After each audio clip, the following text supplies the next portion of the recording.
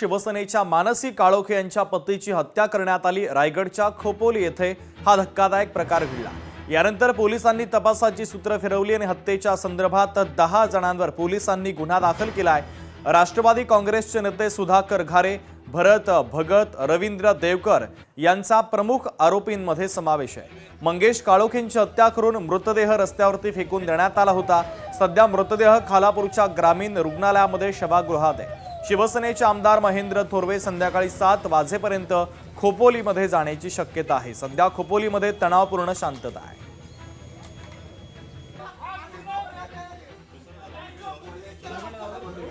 अत्यंत दुःख होतंय, कारण निवडणूकचा निकाल 21 तारखेला लागतोय काय आणि 1 आठवड्यामध्येच तिच्या पतीची हत्या होते काय, ही दुर्दैवी बाब आहे।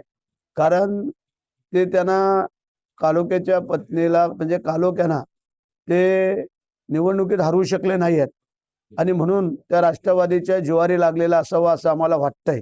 महेंद्र शेठ थोरवे यांना विजय मिळवून देण्यासाठी खोपोलीमधून 6-6.5 हजारचा लीड मिळवून दिला होता, तेव्हा हा अग्रगण्य होता।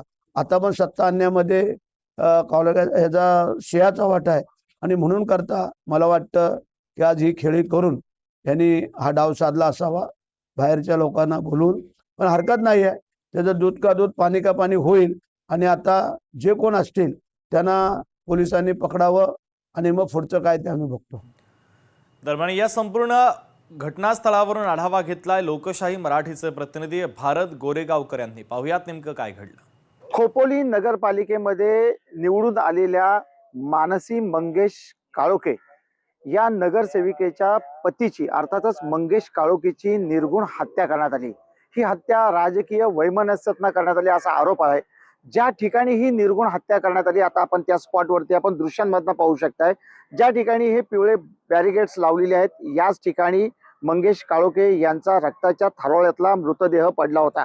त्यांच्यावरती तलवार, कुऱ्हाड आणि कोयत्याने तीक्ष्ण हत्याराने वार केले गेले असं या फिर्यादीमध्ये स्पष्टपणे मांडण्यात आलेलं आहे। अर्थातच या प्रकरणामध्ये एकूण 10 जणांवरती गुन्हा दाखल करण्यात आलेला आहे। मात्र आपण जो रस्ता पाहताय, याच रस्त्यावरनं हा रस्ता ज्या बाजूला जातो याच ठिकाणी मंगेश काळोखे यांचं निवासस्थान आहे।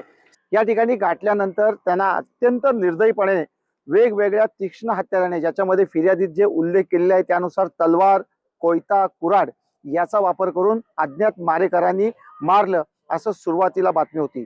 याच ठिकाणी त्यांचा मृतदेह पडलेला होता आणि एकूणच त्यानंतर खोपोलीतलं वातावरण तणावपूर्ण बनलेलं आहे। आता ज्या पद्धतीने खोपोली पोलीस ठाण्यामध्ये तक्रार देण्यात आलेली आहे, त्या तक्रारीनुसार एकूण 10 जणांच्या विरोधात खून करणे, खुनाचा प्रयत्न करणे आणि कट रचणे अशा आशयाचे गंभीर गुन्हे दाखल करण्यात आलेले आहेत। व्हिडिओ जर्नलिस्ट ओम गोरेगावकर सह भारत गोरेगावकर, लोकशाही मराठी, रायगड। तर मंगेश काळोखेंच्या हत्येच्या निषेधार्थ आज दिवसभर खोपोली शहरामध्ये कडकडीत बंद पाळण्यात आला। एरवी गजबजलेल्या खोपोली बाजारपेठेत आज शुकशुकाट पाहायला मिळाला। दिवसभर तणावपूर्ण वातावरण या ठिकाणी होतं। तर खोपोली बाजारपेठेतून याचा आढावा घेतलाय लोकशाही मराठीचे प्रतिनिधी भारत गोरेगावकर यांनी। पाहुयात। खोपोलीच्या नगरसेविका मानसी मंगेश काळोखे यांचे पती मंगेश काळोखे यांची आज निर्गुण हत्या करण्यात आली आणि या हत्येचे तीव्र पडसाद खोपोलीमध्ये उमटले। खोपोलीमधले आज सर्व व्यवहार दिवसभर बंद ठेवण्यात आले। काय परिस्थिती होती खोपोलीमध्ये? एरवी नेहमी गजबजलेली असणारी खोपोलीची ही बाजारपेठ आज अक्षरशः दिवसभर शुकशुकाट पाहायला मिळाला।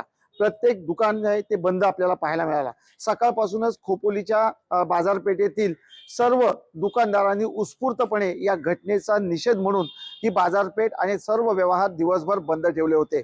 मंगेश काळोखे यांना एका निर्जन स्थळी गाठून सकाळी 7 वाजता त्यांची तीक्ष्ण हत्याराने, धारदार शस्त्राने वार करून त्यांची निर्गुण हत्या करण्यात आली होती। ही हत्या राजकीय वैमनस्यातून झाली असल्याचा आरोप थेट करण्यात आलाय। या प्रकरणात खोपोली पोलीस ठाण्यामध्ये आता खुनाचा गुन्हा देखील दाखल करण्यात आलाय।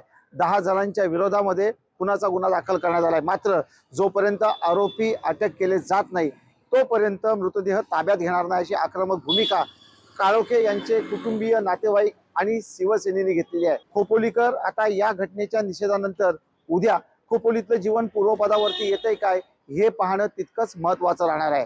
व्हिडिओ जर्नलिस्ट ओम गोरेगावकर सह भारत गोरेगावकर, लोकशाही मराठी, रायगड।